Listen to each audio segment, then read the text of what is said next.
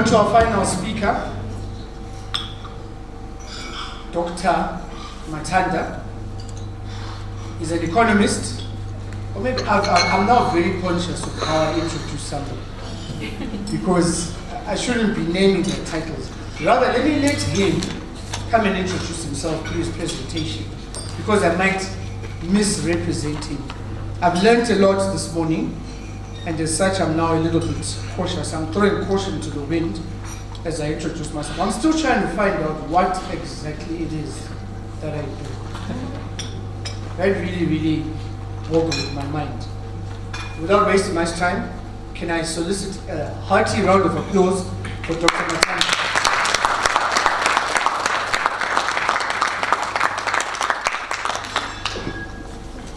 Thank you very much. Right, afternoon. I'm the visitor, Mathanda. I was actually just shoved into the meeting, hence my dress code. So, despite the fact that I was generally not that much prepared for this, I found it to be a very important gathering, which I think is likely to bring about a lot of change and is very necessary, especially for the young people of our society.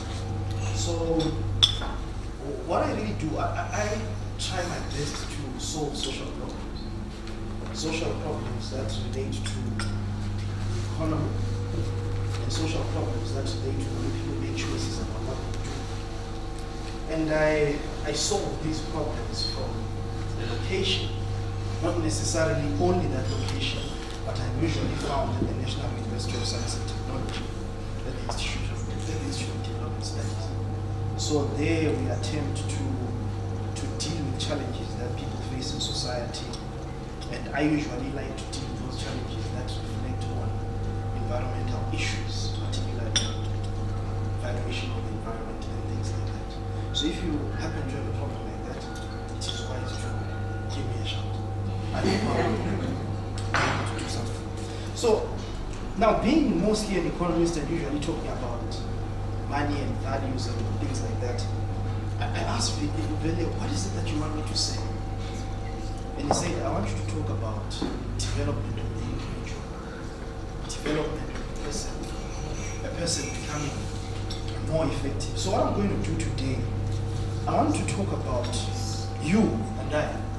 What is it that makes you a better person? What is it that makes you more effective?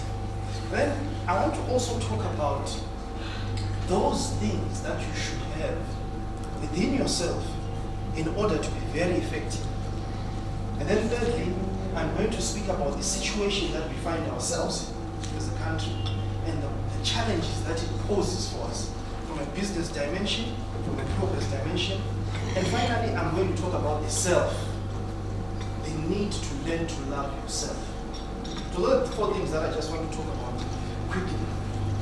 Can you hear me? They keep saying, so I'm not sure if it is working. Okay. Now, first of all, you, what is it about the human being? Some people say the human being has got a condition, something that they call the human condition. The idea of always thinking, you know what I mean? That little voice that you have in you that is always talking every day. It's talking now, talking about my nice sweater, explaining things that are not really clear. And every time, all of us have got this condition, which, if we are not careful, we become a prisoner to. Where if you fall down here, it is over, it is gone now. The event has taken place and it is gone. But the rest of the meeting, you are quiet and shy, because that voice keeps telling you, I will win the pillar. You know what I mean? So I want to talk about this voice, because this voice brings about something which I want to call a mindset. In a mindset, particularly the negative mindset that most of us develop. And I want to show how this negative mindset sometimes can result in you failing to achieve your personal effectiveness. You know what a mindset is? The way you feel and view certain things. It is usually derived from factual events that took place in the past and the fear to let go of those factual events. I'll give you an example. well, this example is mostly related to what we're talking about, melody. I'll give this one because you are here. There are mindsets that exist on tribal tones now, you know what I mean? Mindsets that exist. A lot of people have this mindset, and when you talk of mindset, it's usually to have one that relates to you. I once had a mindset where I had witnessed a lot of people being cheated in business, a lot of people whose hard earnings have been taken away through conmen, and in most cases, these conmen unfortunately happened to be short. So, it was unfortunate, but you know what this did to me? These were factual events, things that were actually taking place. They built a mindset in my head where I said, every short person is a thief. This is a mindset that I have. This is a negative mindset. And most of us have these negative mindsets. No, my brother does not like me. This person thinks that of me. And in most cases, it is what you think, isn't it? Because of the factual events that have taken place in your life. But you know what this does to you? I come to you, and I'm now speaking to a good friend of mine, who later became a good friend of mine, Melody, who happens to be Shwan. But because of this mindset, I am in a position where I either make a choice to respond to this negative mindset, or I make a choice to let it just be a mindset. You get the point? So, I run the risk of losing a very good friendship because of a negative mindset.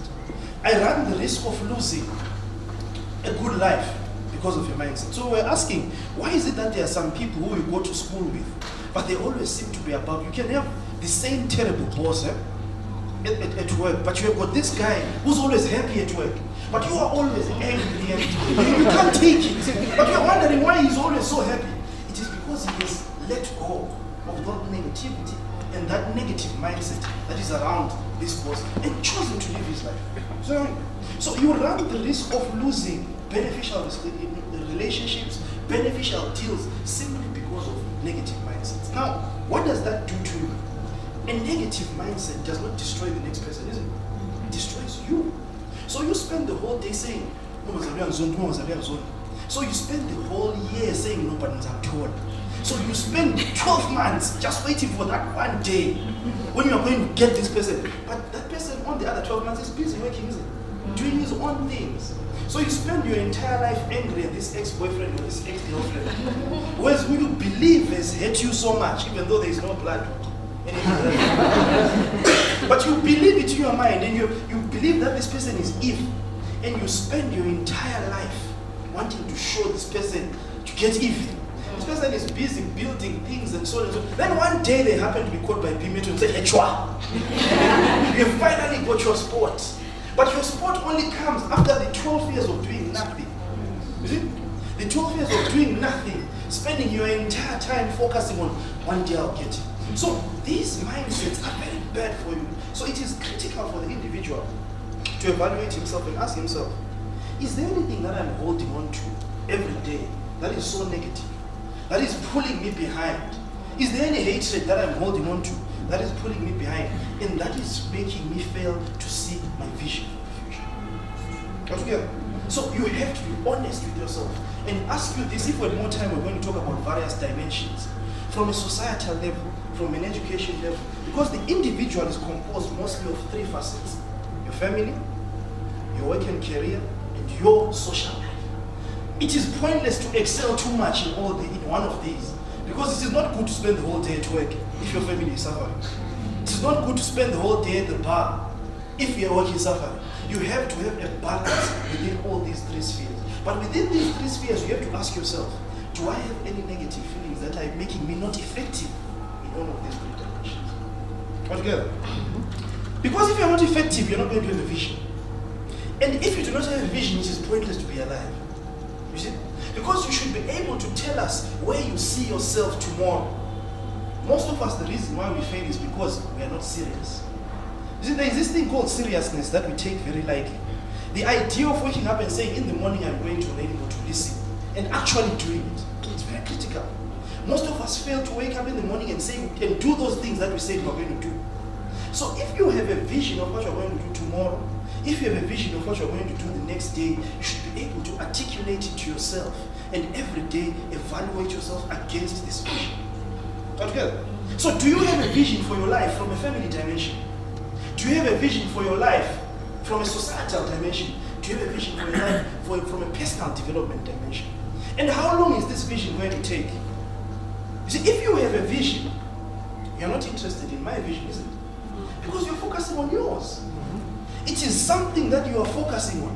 But people without a vision spend their whole day looking at other people's lives. You see? Because if you have a vision, you have no need to talk about someone. Because you do not know their vision. I moved my family to the rural areas and I started renting a 2-room place in Makokoba because I'm trying to raise money so that I do this and that and that. After 4 years, I've done this and that and I have achieved my vision. But you are busy laughing at me saying, you know? So people with no vision have got too much time to be busy talking about other people's lives. So if you want to be effective, spend more time on your vision. Are you together?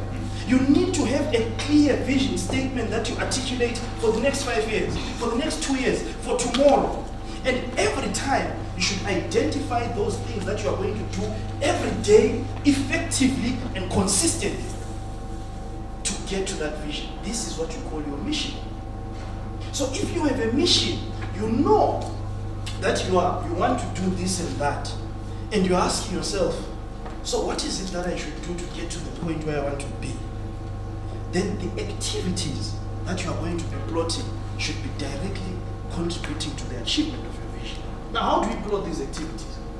Ask yourself 4 questions. What situation am I in right now? Do I like this situation from a family dimension? Do I like this situation from a personal development dimension? I'll keep this. So Melody is in a situation where she gets to meetings every day and people are speaking to her. She doesn't understand and she's got a problem. Melody thinks the people have a problem, but she's the one with the problem because she does not understand. So Melody has a problem and she realizes, no. So the situation I'm in is a situation of failure to understand in the workplace, is it? And the obstacle that I have is a language or a communication barrier. You see? So the situation is the S and the obstacle is the O. This is what is stopping me from understanding. I need a target. A target which is going to push me from this situation to a target which I'm going to move from this situation to the place where I want to be, where I have to understand, isn't it? So now you understand your obstacle clearly, then Melody says, no, my plan to ensure that I achieve my vision of understanding in the meetings is to start learning the way. You see that? So everyone, Zoe who speaks about this and what he calls it the stop analysis, where you ask yourself, what is the source? What is the target? What are the obstacles that are preventing me from getting to the target? And I need to make plans to ensure that I get to the target. So we don't just wake up in the morning and start planning, no, I need a new car, I need a new one. No. Your plans should be directly related to the obstacles that are preventing you from getting to your target. Come together. So you make plans with respect to the things that you want to see yourself achieve. If you do not know what your target is, you have got no vision. You see? And if you do not know what your plans are, you've got no mission. But every time when you plan, you ensure that there are certain things that you are not going to do, is it? I want to get there, but I am not going to steal. I am not going to use my body. I'm not going to do this. These are the values that we have communicated to all of us. These are the lines that I will not cross as I move from my situation to my target. Are together? So everyone needs to have a vision, mission, and value statement for themselves with respect to the 3 dimensions in life where they're effective. Do you have that? Or you wake up in the morning and do what everyone else is doing, and you wish that something will happen. Because everyone is now opening a phone shop, because everyone is selling clothes at Kotama, because everyone is doing this, so I will also do that. But what does that have to do with your vision? Your vision is directly related to the limitations that you have observed as you introspected and looked at yourself and said, you know what? The reason why I'm in this situation is because I'm not educated, I'm an angry person, I am this and that, I am that and that. The minute you start seeing yourself saying the reason why I'm this is because of that person, then you have a problem. Because the reason why you are what you are is always because of you, isn't it? We may say the situation, the what, but ultimately you take the decision whether to take it. Okay? So, now someone without a VMV is someone who is not going to be effective. Someone without a VMV is someone who is not going to go very, very far. Now, what do we see in the VMV? We usually see people who attempt to use their talents, their knowledge. So I've talked about the you. Now I want to talk about what we usually see in society with respect to talents. Now, you'll notice that most of you, there are some things that you are naturally good at, you know? There are those things that you are naturally good at, you find them very easy to do. But in some cases, you find them boring. Yeah, I mean, people like that. At school, we were just so good in Debele, but it was so unfashionable. But they were so good at it. You know? When Isaka will be the first ones, but sometimes they're so good, they're shy. They're thinking, be the only one who knows these answers or so they end up giving quite people so good about it. So now, then there are those things that you find very difficult, but you know they're so interesting. So you want to check that big physics book and move around. And everyone is thinking, yeah, that's the guy. But you find it so difficult, but you're doing it so much so everyone sees you. Then sometimes you are lucky. You find something that is interesting and also very easy for you. Usually this is where your talent lies, isn't it? This is where your talent lies. Where you find something that is easy for you to do and you find it very interesting. But it does not mean that if something is easy and boring, that could be where your talent is. But you'll find that most of us have actually not researched what you can do with these things. We have not researched and found out that we can actually rewrite scientific papers in this direction. There are PhD theses that are written in this course this year. We have not found out that you can actually do those things that like dancing, which everyone laughs at, but you can actually build a career out of it. So if you find yourself with a talent which you do not understand, research. Understand it further. But most of us find ourselves trapped in those things we were told are very fashionable. They've got a lot of money. We're accountants, but we hate it so much. You know what I mean? We hate it so much, but we like it when the business card displays and say, you know? But when you get home every day, you ask yourself, what am I doing? Yeah. See? Now, it does happen a lot. But what I advise you to do is that even within those things, you'll still find those same four quadrants. Those things that, within the bad thing, that you can actually start to be good at. You know, within the bad accounting. So you start to learn to prioritize or work better in those things that you feel you are good at. Or ultimately, when you have done a self-introspection, you leave that area, isn't it? You leave that area and go and find that thing you are most talented at and most effective at. Why is this very important?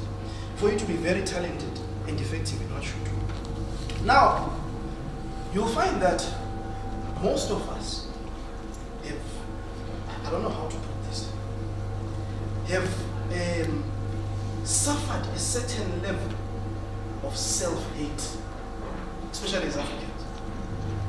Khona ukuthi ngikhuluma ngesikhiwa nje nxa ngikhuluma ngesikhiwa ngibona ngimuntu ongcono umuntu ofundileyo ngithi njalo bakhona abantu ababambiswayo dole bekashikalanga estava falando portuguesa, je parle français, their status quo, and I speak English.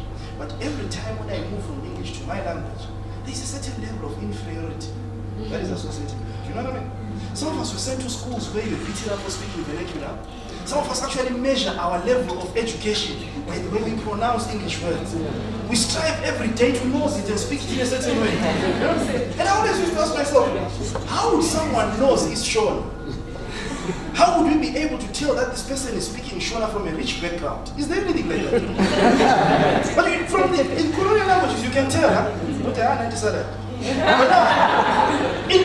always used to wonder, in England, can they tell? Because it is their language, isn't it? Because when we speak their way, it's just a language. But because we have taken this idea and put it in us, something happened to us along the way. We started to learn to hate ourselves, unfortunately. We started to learn to hate who we are. This is well documented in colonial literature. If you read Mathanda, if you read a lot of work by Frantz Fanon, the African wishes he was not African.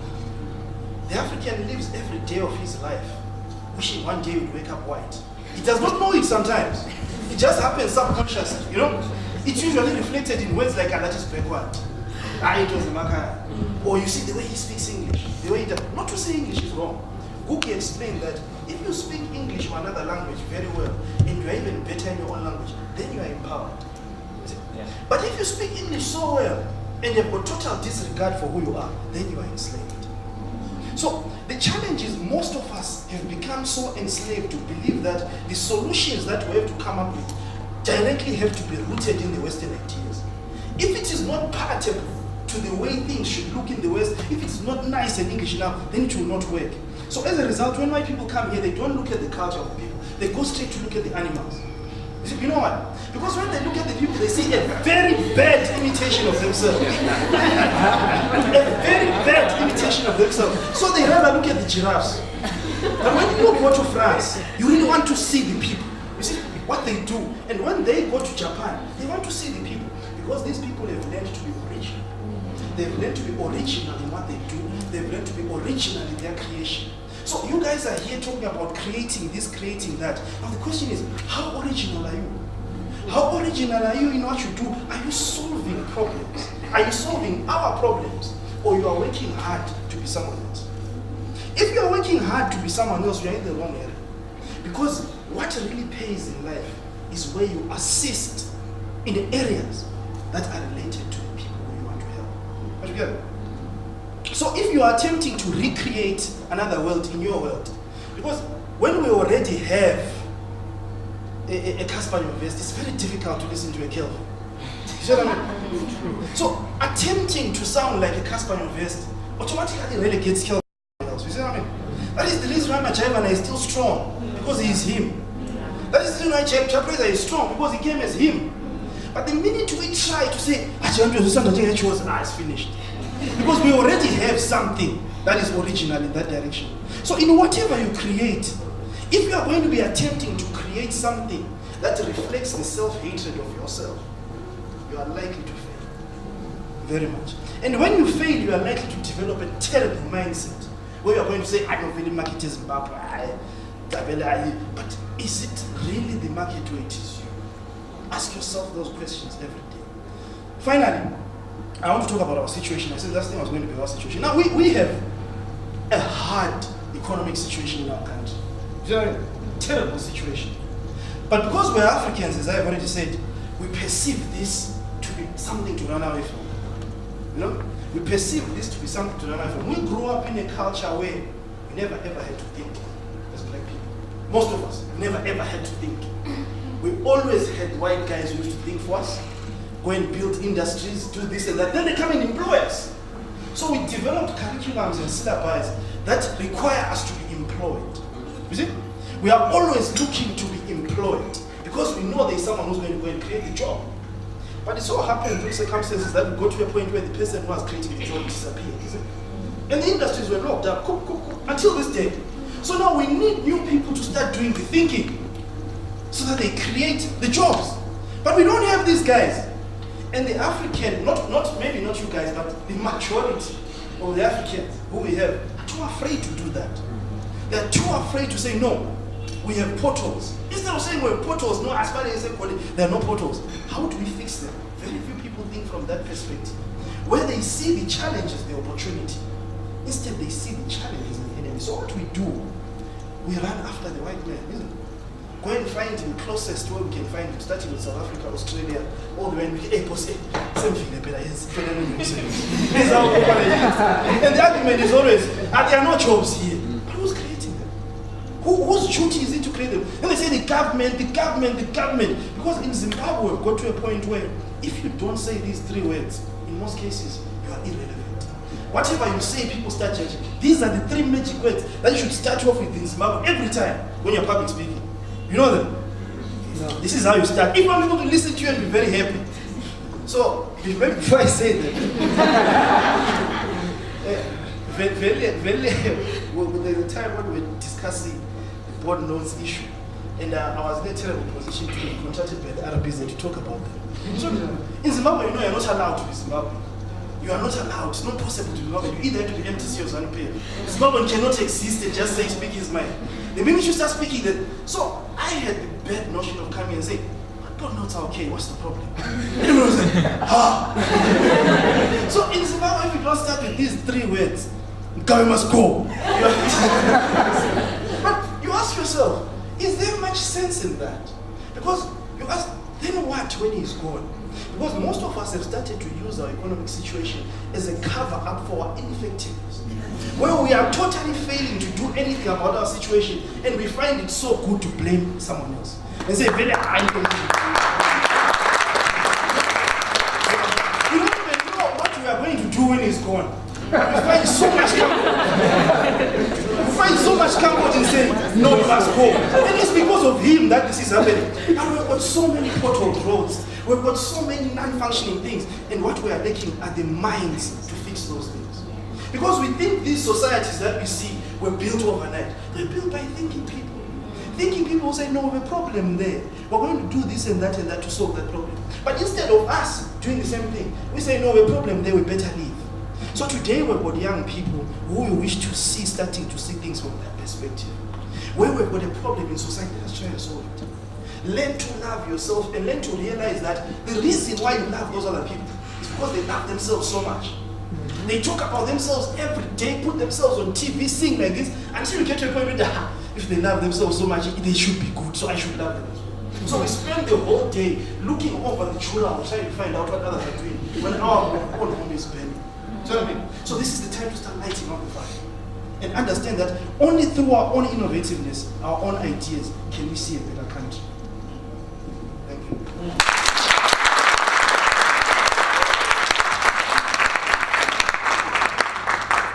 That was very...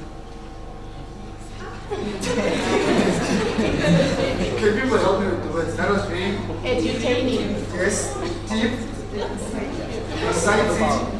It was enlightening. So thank you. Thank you so much. But I would like to... I can't let you off the hook like that. This deserves a presentation that you can take home. You can't run away with your knowledge like that. You owe it to us. We need to be able to distribute it amongst ourselves. The wealth, the depth, the richness of all that information has got to be shared. Right now we were perplexed as we were telling us all of this. We need to digest it and be able to refer back to it. So Doc, I'll ask for a presentation. Yeah. I don't know if now I'm going to be sounding too westernized, but we usually do PowerPoint presentations. All right, plenary session. Questions, then he will answer, and similarly when he's done, I'll ask Rachel to come and hand over the token of appreciation.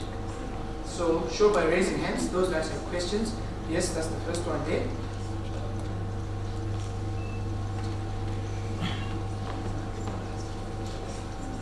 Second one there.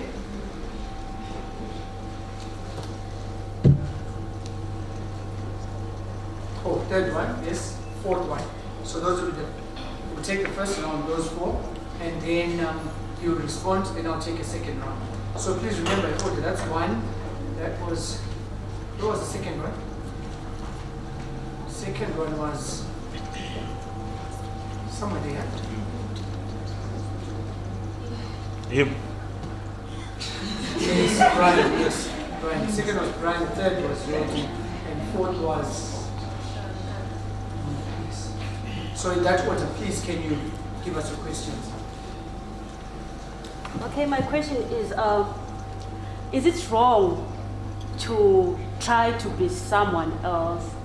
As you were speaking, that we shouldn't try as much to imitate other people, considering that as a person, you would have realized that you have got your own flaws. You are not eloquent in speaking, and you admire other people who have gotten there, and then you say, okay, I'll try as much to reach to their level. How wrong is that? Considering from the previous presentation, they were saying that you can actually view Toastmaster. From my own experience, from looking at other people who have done much in life and looking at their presentations even online, I've learned a lot and I've also benefited much as an individual. So personally, I don't think it's wrong to look at an ideal person and try as much as possible to achieve as much as they have achieved, and also to become as much as you you admire from them?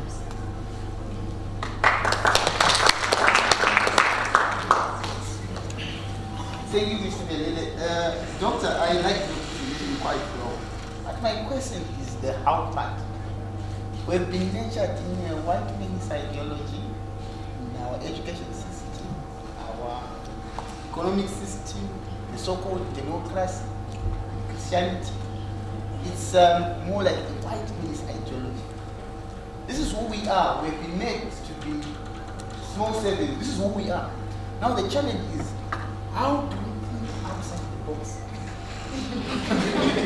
If this is who we are.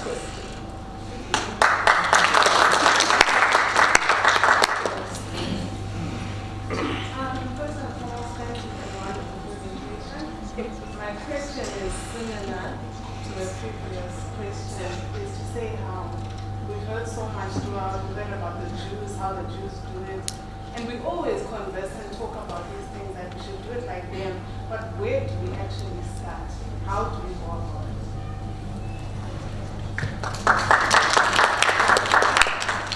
I'll just say that for the sake of it, but my question is clear.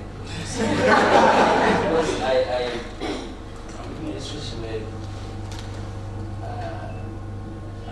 I like your presentation, but it's unfortunate that we get to know these things a bit late in life.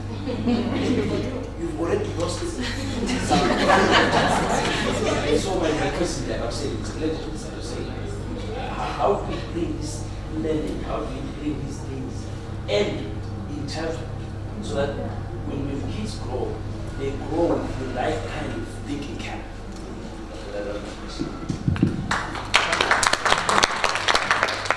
I would hate to be in your position right now, Doc. Right. Thank you very much for the responses. But there is nothing wrong with having a role model, which is what you're describing. It is actually very good. Most of our children today are suffering because they don't have role models. I come from the Kala areas in Kesi, Chorocho, Bani, Bulima area. All role models in Chief.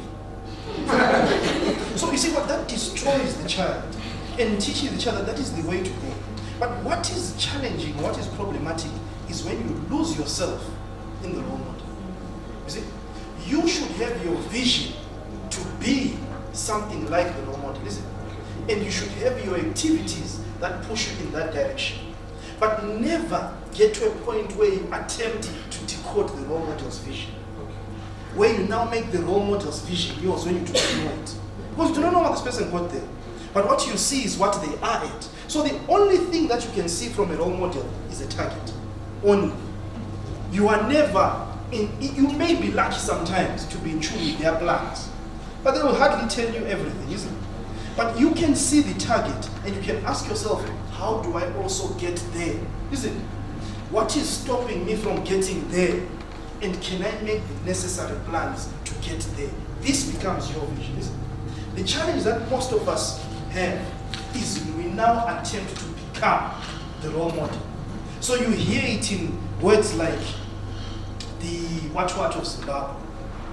So we take that role model and put that role model in us. When we realize that the best you can be is yourself. That is the best you can be. The minute you see yourself now struggling to be you, you are in problems. Then the next 3 questions are all about the how. Now the how is very difficult. It is very difficult because the how is centered on ourselves and understanding who we are. Now the challenge with our system is that it really does not teach us who we are. Is it? I don't know if any of you have ever read Joshua Nkomo's book about his life. He says when he got to England, it was the first time he had seen a gardener was a white person. He was shocked. He stood outside to see the one who collected the rubbish. And he was shocked. Then he says, but there's something interesting. When they collected the rubbish and when they were doing the gardening, they did it with the swag. Like, if I'm the gardener, I want to be the best gardener who's there. They never ever looked at themselves as an individual with respect to a job title that you're given, like what the other guy was saying. Where here as Africans, sometimes if I'm a security guard, I feel even afraid to speak when other people come in. because that title has been demeaned and associated with my Africanness. You see what I mean? And when we see a white security guard, we're like, ah. You know? So we have lost that ability to do things the best way we can. So when do we start? What do I think? Now, we've been doing quite a lot of work on this, trying to talk about the way we've been psychologically blood. How many of you have heard of Frantz Fanon? Frantz Fanon, never. Try to look up some work by Frantz Fanon and try and look at it, but he's writing mostly about what the French did to the Africans. The Jews were in a very similar position that way. When they were taught that they were disgusting and useless, Hitler tried so hard to put it in their heads that they were less than human. So the challenge is you cannot degrade a human being in public. You know that? Huh? Because as humans, we live in a reciprocal system where when I see you doing good things, it makes me want to associate with you. And because we are naturally weak as animals, we need to have social association. You see what I mean? Because we cannot run as fast as the lions and so on, we find power in being groups. But when we're in a group, we want to be associated with those people who do good, who we see helping others. This occurs in all apes. But when you abuse another human being in front of another human being, you see what usually happens? It reflects badly on you and no one wants to associate with you. You see that? So you lose that power of group belonging. So what do you have to do if you want to abuse another human being? You first have to degrade them to less than human status. Then when you abuse them, it is now okay because you're not abusing a human being. So you first have to call them a name. Kefa. What? This, that. Then when you abuse them, it is no, it was just a kefa. You see? It is very critical for you to first reduce them to something. Now, unfortunately, in our case, as the very people, we suffer 2 levels of this. Because when the Ngunis came here, they did that first to people where he is. When the white man comes, he does that again. So you'll find that most people in Mathanda will usually feel inferior to the South African and inferior to the white man as well. When something comes from a Goli, you cannot argue with it. When something comes from the UK, you can, because all of us aspire one day to be like the master. One day to be called Aukumareshi, that's Lams and Lapa, or one day to look like. So it is a natural psychological affliction. So to get over that is very difficult. It is true that we learn of these things when we're old. But we get to a situation where we've got children. And with our children, we are more into the idea of give them everything that we did not have when we were growing up, isn't it? Instead of teaching them everything that we did not know when we were growing up.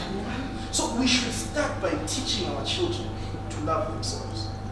We should learn to not ridicule, but correct those people who think it is good that their children cannot speak African languages. We should teach people to be proud of who they are. And more than anything else, we should support each other. If Verida has got a business, it is your duty to go and buy there. If the money is, if it is your duty to go and buy and support. Most of us were so inclined in buying things from outside. Not because we really like it. I think, I say this again at the Desert last time, where the governor was now getting me for it. Most of us actually want to get those things from outside, not because they are better, but because of the psychological effects that we've had towards things that we believe are ours versus things that we believe are from outside. So if I give you the exact same t-shirt and say, you pick a very good.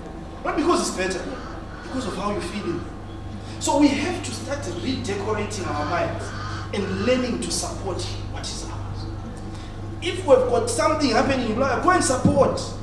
If Salamo is hitting, buy the song, listen to it. You know, that is how people also learn to love you, when they see that you love yourselves. And when you love yourself, money comes much, much easier. I hope I try.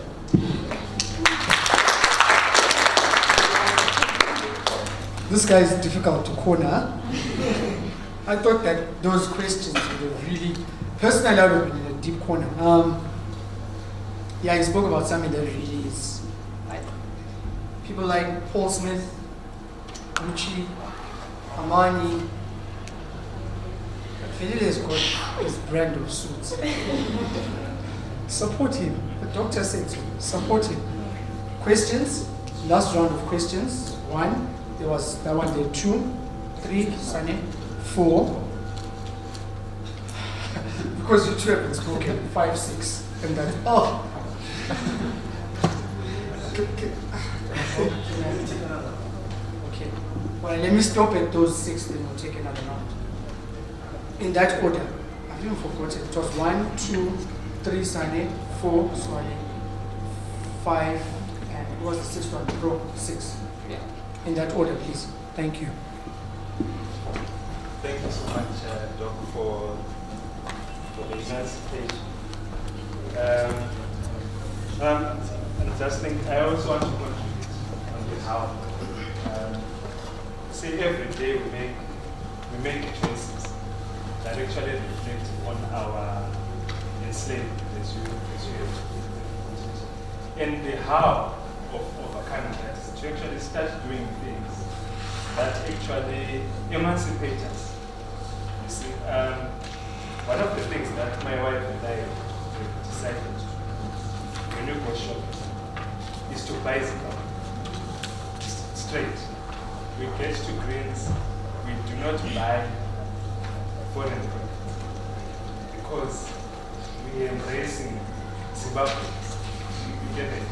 So now a lot of us are still stuck we are stuck in our desire to experience America and South Africa, and because we can't go there, so we are going to experience it in the products.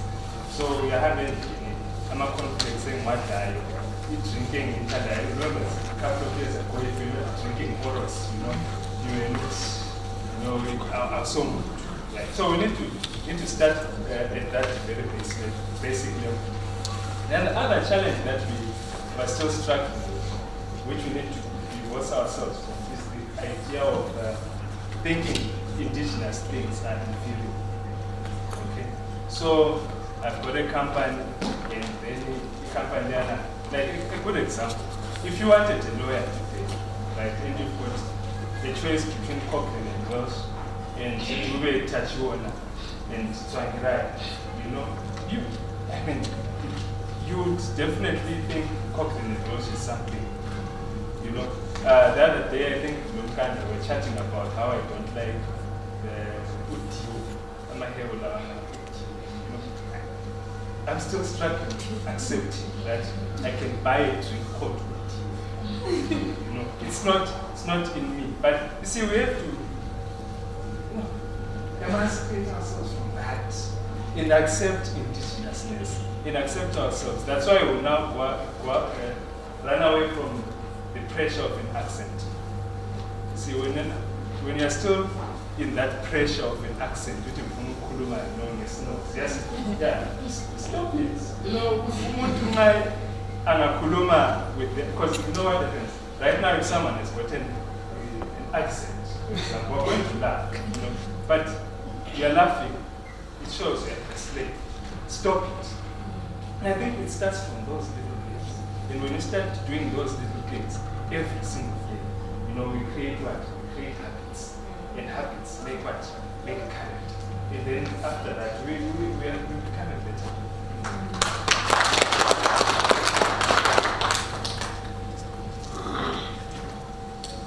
Thank you. Thank you for all the points that have been brought forward. In as much as it's not a question per se, it's a comment. In as much as we are going to try to promote our identity as African people and as Zimbabweans or as Africans, right? We still have a lot to learn from the white person. We still have a lot to learn from the Europeans, from the Chinese, from the Jewish. In my field of ecological sciences, there's this what is called indigenous knowledge system. This is the knowledge that has been there before the colonial era, where us black people we used to maintain our biodiversity, where certain trees were associated with superstition, whereby if you cut it, something happens and stuff like that. Or you were not allowed to shake the tree when you're harvesting fruits. that was trying to what? To reduce the amount of fruits that you get. You get what I'm saying? Or certain trees, you're not supposed to cut trees which are around the graveyards. That's the indigenous knowledge system. But at the same time now we have these ideas of conservation that came from the West, right? So there's integration now of these ideas of our own indigenous knowledge system, integrating them with the Western ideas of conservation. So when you integrate these two ideas, you tend to achieve the same goal, and you tend to become better. In as much as we have our orange crash, in as much as we have our Udo or USA, we still have a lot to learn on how to improve our product, such that not only as Zimbabweans can appreciate the product, but so much so that we can even export it to England, so much so that they can appreciate our product. And on that note as well, I noticed that when us as Africans are confined to our country or confined to our own society, we tend to cloud our judgment. I've had the privilege of traveling to South Africa. Most of us have been there. And there are certain things that you tend to appreciate when you're there that you didn't know when you were still in Zimbabwe. The same, I'm sure if I go to England right now, I'll appreciate certain things in England, such that when I come back to Zimbabwe, I'll try to implement those things. I don't think that's colonialism. No. It's just an idea of appreciating how they do their things. If they are sweeping their roads with a machine, that's efficient. Why can't I do it in Zimbabwe? So what I'm trying to say is, in as much as we are trying to promote our local ideas and identity, we can as well appreciate how the white people do their things, how the Jewish do their things. Thank you.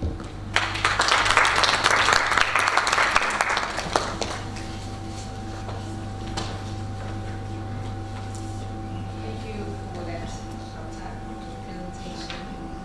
My name is Sandy again. When I think of the colonization, not just economically, but in the mindset, my heart beats. Because I find myself guilty, or I find myself in a position where I fail to identify who am I, where do I start, am I black, am I white, what is it exactly, am I Zulu, something like that. And but anyway, thank you for that, for the enlightenment. Mine is a comment and then a question. On the business, if you want to start a business here in Zimbabwe, let me say, as much as we want to support our Buy Zimbabwe, Buy Flower, whatever product, I've used the Sunlight Liquid in South Africa. Let me give you an example. And then I've bought also, tried to support Buy Zimbabwe, used a Sunlight Choppies. It's not about you purchasing, it's not about having a product done or manufacture a product, but it's about quality to me. It's about quality. I've used better. So if you want me to buy, give me something that is more better than what I've already known. That psychological thing is still working, still coming in back to this situation that we're in. That in as much as you want to start a business and you want to purchase a product, just give us something that is better than what you already know. And then just a question to everyone: do you still think there is hope for Zimbabwe? Yes, sir.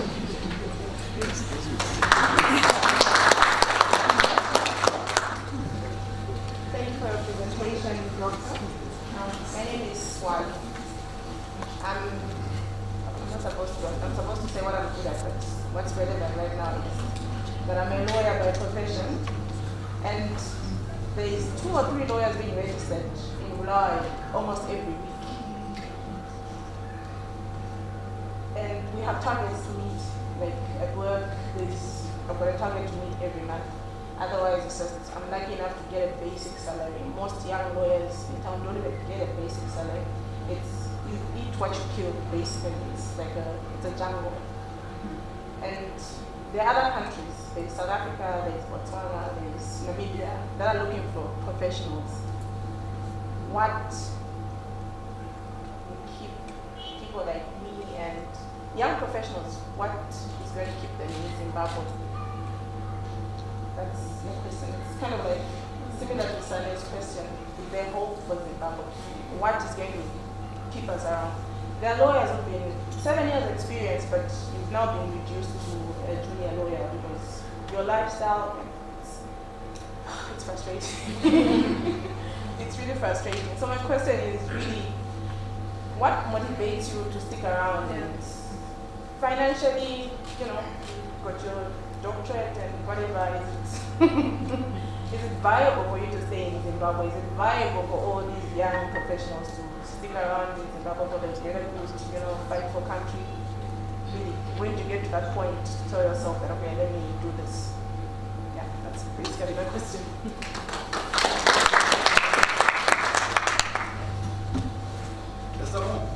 Good afternoon, everyone. Okay, my name is Halcyon.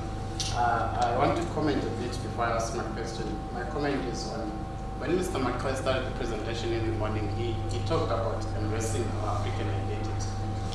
And he talked about the Jews, how they interact and network and even invest on each other.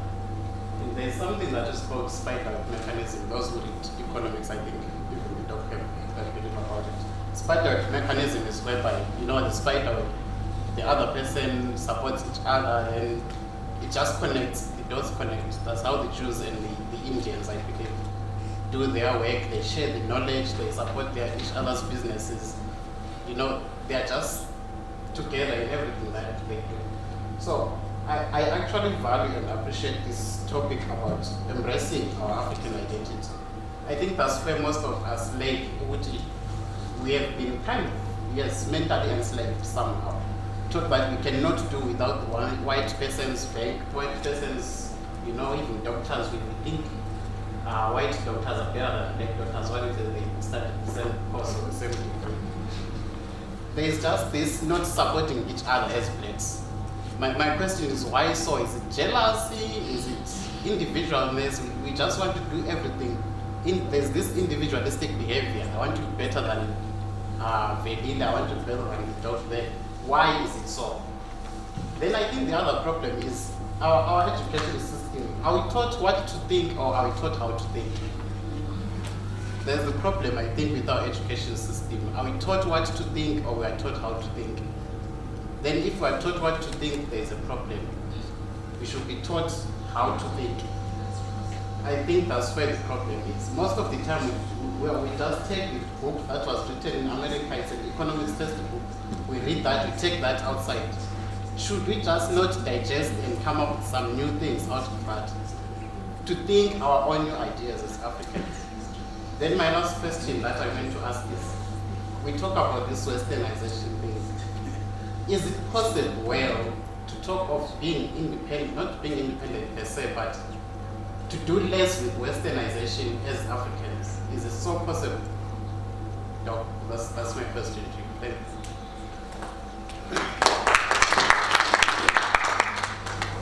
Thank you all for the presentation.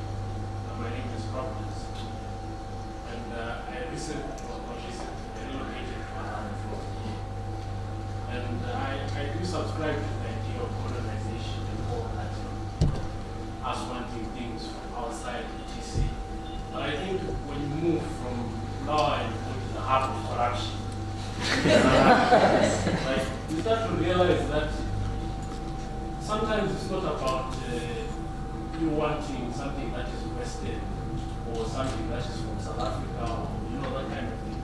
But sometimes you also see that here I'm being stripped of my money for something that is local, substandard, and it's done without ethics. Right? So you find yourself going to buy something outside the country simply because that person is guaranteeing quality. Can you give an example of something simple like maputi? Right? If you eat up a maputi that you just buy from the street without knowing how they're made in the back, you eat free. But when you get the opportunity to see how they make it here in Zimbabwe, it's simple things, it's not about lemon heavy things, whatever, but the issue of cleanliness, that kind of thing, we seem to be lacking a lot of those things. And even wanting to be paid when you actually haven't done anything. Right? That's because I spoke to you and you gave me a go and see so and so. You want me to pay you for that. That also reflects on the very person that's your woman. And yet sometimes, it's not easy for you to release money when you actually haven't given me anything. So my question is still on the how. Right? Because for quantity things, for example, Mazoe is porous. And Zimbabwe knows that Mazoe is better than porous. So we've got things that we prefer to buy locally. And then there are things that we could possibly buy locally unless we have no other option. So my question is still on the how with the corruption that we're seeing now. There's a round of applause. Thank you, President. We'll allow the doctor to answer. Perhaps, given our time, we need to be stewards of time. That will be our last question, and we can then officially break off and re-interact afterwards. Yes. Right, thank you very much for the round of questions. I think I'll start with yours. You see, there have been a lot of speakers who have spoken before me. I may not have two today. So they hammered on the need to be ethical in business. They hammered on the need to be professional in business. So the reason why there are such forums is to teach people to avoid those things that you refer to. So we went through a phase in Zimbabwe where we were a super economy that was producing Mazoe, yogurt and so on, with all the ethics. You know what I mean? Then we went through a dark phase where we learned terrible things and started doing shocking things. So what we are talking about are the symptoms of that dark age. But now we are trying to create a new age using platforms like this, where we're saying, even you in your business, do the best that you can. Do it with a swipe. Now, I'm not going to refuse that things could be of a higher quality in other places. That is a fact that we cannot run away from. But what I want to say is, the only way we instill confidence in the things that we produce is through repetitive learning, where we acknowledge the mistakes and we try to improve. But that can only come through the individual business people coming to fora like this and learning how to do things correctly, do things ethically. And as long as we don't get to that stage, we cannot entirely blame everyone for going to the outside. So I'm not here on a blame game, just trying to show you some of the things that are deeply affecting our society. So it is true that those things still afflict us. But we hope that in the next 10 or so years, a new crop of business people who are not heavily destroyed by that period is going to emerge. I think this is what is trying to be done. Now, on the issue of the accepting that some things are better in Europe, that is very good. It is very, very good to realize that there are machines out there which I can use. There is this and that I can borrow from there. It is very good to cross-pollinate. Never think you are the best at anything. And even as Zimbabweans, you should never think that. But you should never, at the same time, think that is better than what you can do. I'll give you an example of what the Chinese do. The Chinese wake up in the morning and you make a new cell phone. When they buy it from you, they do not want to use it. They want to strip it and see what you did, isn't it? They want to strip it and see what you did. Look at it and check. Then tomorrow they put it how way. And they're promoting it everywhere. You see what I mean? But what is our challenge? We take it and put it in the pocket and say, hey, I have it forever. You see? So take what you see that is best from wherever you're coming from. There is nothing wrong with being in the diaspora. It's very good. It's actually keeping us alive. But every time when you do it, remember who you are. You know what I mean? And never allow yourself to be lost in what you have seen. You get my point? It's very, very critical to learn from others. Always keep learning. But in the learning, make sure that you are helping those around you through what you create. Then, now, you have to realize that there was someone who talked about what should we do? Do we have a chance? When we say people should embrace the Africans, I'm not saying go break class or Ibechu and so on. That is not the idea. You should realize that Ibechu was a solution, isn't it? To a solution to a problem. Ibheju was a solution to a problem here, weather. Solution to a problem here, nudity. And this solution was created by that individual who developed Ibheju, the African himself, isn't he? He was not taught to make Ibheju. He noticed that there was a problem. He solved it using Ibheju. That is what those people in the past could do. If you read Redgate's book, it tells you the African came into colonization with a hoe and only went out of colonization with the hoe. But the difference was the hoe he came in with was homemade, and the one he came out with came from Europe. What does this tell you? We have lost the ability to solve our own problems.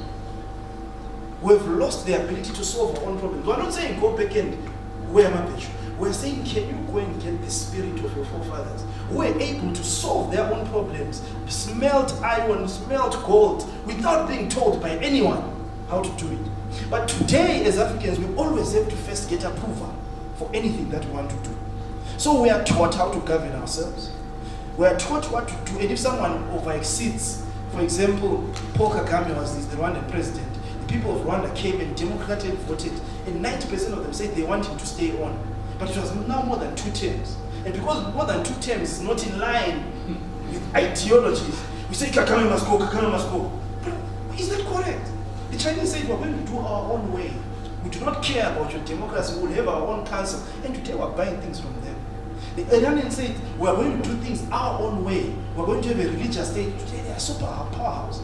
The Indians are doing the same thing. Anyone who learns to embrace themselves and do things by themselves is naturally going to be a very powerful person. You see? So it is very difficult to really say how we're going to get to it. But what I know is, it's not really about the doctrine or anything.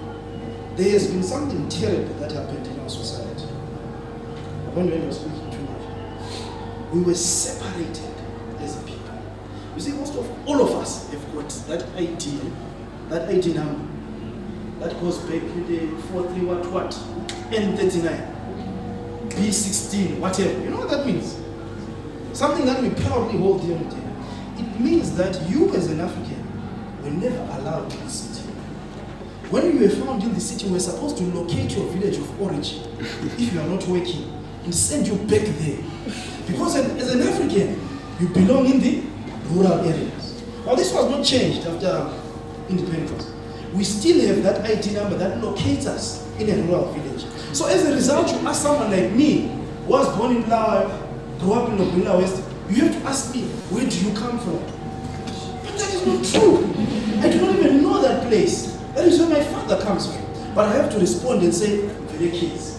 So that you locate my village of origin and be able to deport me if I try and be found in this city. See that? That is what they did to us. So what has happened? We now have a serious divide between the rural and the urban. Most of us struggle to think beyond the urban. We struggle to realize that even in the rural, there are legal issues that need to be considered. We struggle to realize that people in the rural are governed through a chiefly system that has got no recourse to lawyers. And our lawyers today are not exploiting that gap. You see? They are not exploiting that gap of providing legal services to the rural people. Because the rural people from colonial times have been considered as not people to this day. So most of our solutions attempt to create a lot of wealth in the urban areas. And when we judge Zimbabwe, we judge it based on the cities where we live. That is why everyone was saying, society in school was because things so bad to someone who's a guy. This person has never had an income. You have an income from a factory. His production unit is the household. What he produces every day, and you are saying you should have money to go and pay school fees. But now I say, no, you can pay using the goods you produce. Then you laugh and say, it's so backward. But for that guy, in the rural area, he has never had access to a bank, and he does not even know how to convert the many assets that he produces, inputs and so on, into cash. But because you can convert your labor through your workplace into cash, then you pay fees, you attempt to believe that the entire nation is like that, which is very wrong. Unless we unite our nation and bridge the divide between rural and urban and realize that we are one society, it will be very difficult. So we need to start creating solutions that are not only applicable in the urban, but are also applicable in the rural.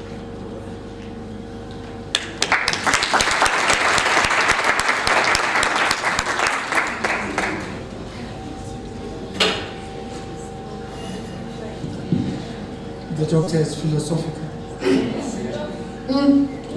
I could sit and listen all day, but we have to call it to a close. I did circulate evaluation forms. I'm sure you filled them in. Can I ask one of the ladies to collect them? Before we dismiss, Rachel, please could you come up and give the good doctor a token of our appreciation? The paparazzi, welcome.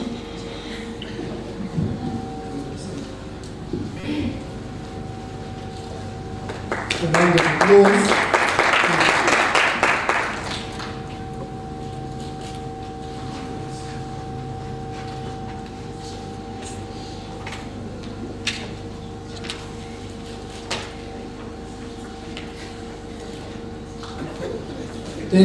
Thank you, Doc. Now, we would like, as the PDF committee, would like, if there's any volunteer after this who wants to be interviewed for our camera and our recording. If anybody wants to be interviewed on what the event was like, what you felt needed improvement, please, could you raise your hand? Our video and filming crew said we need maybe about 3 people that are interested. Preferably, one person should be from outside Beacon of Hope. One person at least should be from outside Beacon of Hope, and maybe even some locals, yes. So that's one day, thank you. Anybody else? We're making history, yeah? This film, this recording will be with us for the rest of our lives. Anyone? Is that a hand there? Yes, thank you. One last one. That's a hand. Yes, 3. Thank you. So it's him, her, and him. Thank you so much. Right. Can I call upon our youth sponsor to come and give us our closing remarks? Please could we encourage him with a round of applause.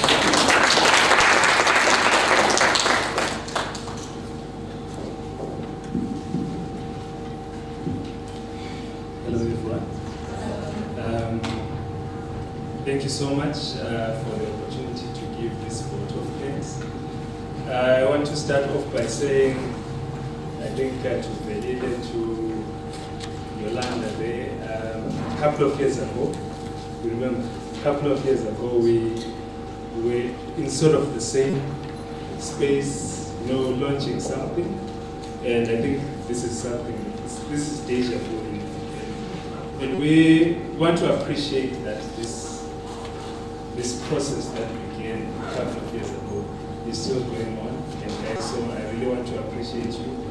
I say keep on keeping on. I'm not thanking you yet, but I'll just say now, But firstly, I want to thank in absentia Mr. Mathanda for his contribution here at very short notice. I think we are going to send a communication to him to thank him for his contribution. Also thank Mrs. Ndoko for attending here, also in sharing a wealth of knowledge and experience. And also thank the doctor here. The doctor and I, we are colleagues, but it is, we are colleagues. Move forward. Yeah, we're in the same space, same employer, but because of such an occasion, we're able to interact and iron sharpening. So, Doc, thank you so much for coming. And I think I want to also, as I thank you, I want to invite you to come to our church, right, and do exactly what you did here, right. I think we can see that you have a particular gift, right? And I think that gift, you never know. Maybe you're supposed to be one of our elders, maybe our pastor, but really, it's just a way of saying, look, we really appreciate it. Yeah, but please, if you have time, come to our church and let's enjoy it. All right, so thank you so much to our speakers. Then I want to thank every one of you who was invited to attend. Okay, look, today I got to meet my friend here who is into chickens. Now I know a bit more about where to get my chickens. I got to meet, I didn't know Swati was married to a husband. I mean, look, we've had a great time, okay? And it's all because you guys, or you people, were here. Thank you so much. Mrs. Actuarial Scientist, thank you so much for coming here and gracing this occasion. And we hope that all of you will attend in the future. Okay, and we hope that in the future you will receive it cheaper. Yeah, we hope that it will be cheaper and nicer. Alright? Then lastly, or before I thank the last group of people, the organizers. I know the team, they say it's the crew members. Yesterday, as late as 10 p.m., they were busy still organizing. Like, guys, just stand. The organizing team, please just stand.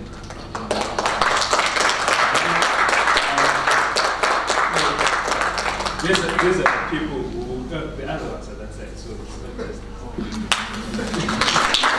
these are the guys who made this occasion to be what it is. And we really want to appreciate you guys. Keep on, okay? Don't tire. I know sometimes we stress you, by demanding things that are not African. Please, keep on doing what you're doing.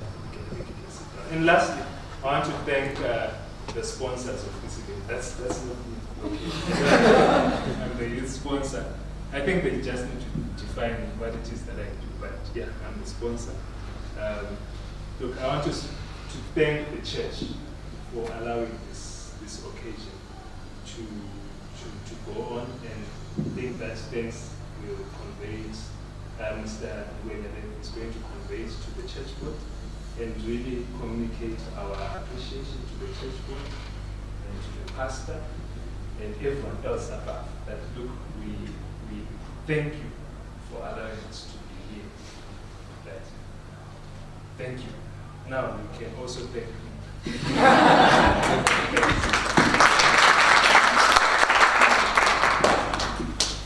Thank you for thanking us.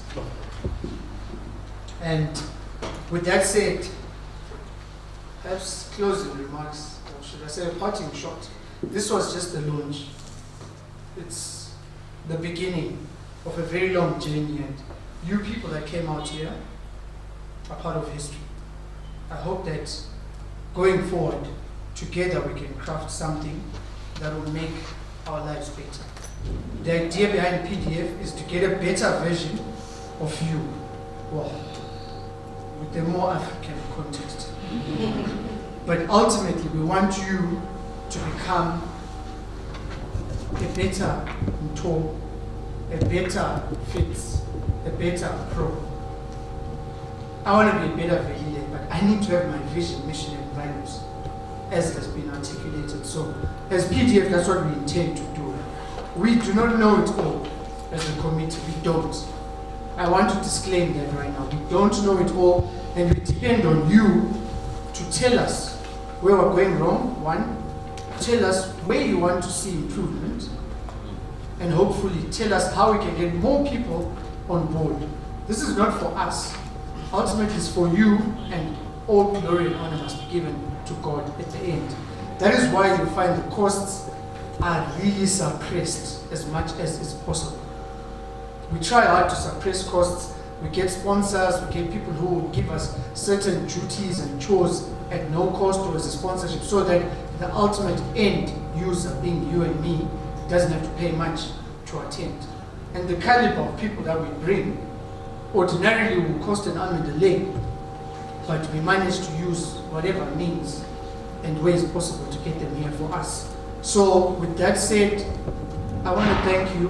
You've already been thanked, but I want to thank you for coming through. Let's network. And from me, Velile, who has been your host, I know your thank you has been said, but I would like to recognize people that are not from Beacon of Hope. Because ultimately this was organized by Beacon of Hope, and we extended it out to 9 Beacon of Hope people. If you are not from Beacon of Hope, we want to thank you sincerely, and we hope to see more of you. It's very impressive to see you taking out your Sunday, which you could be sleeping, given the weather also. But you're out here with us. We really appreciate that. Please spread the word, and let's get as many people coming as is possible. From me, it's good afternoon, goodbye, and God bless. Thank you.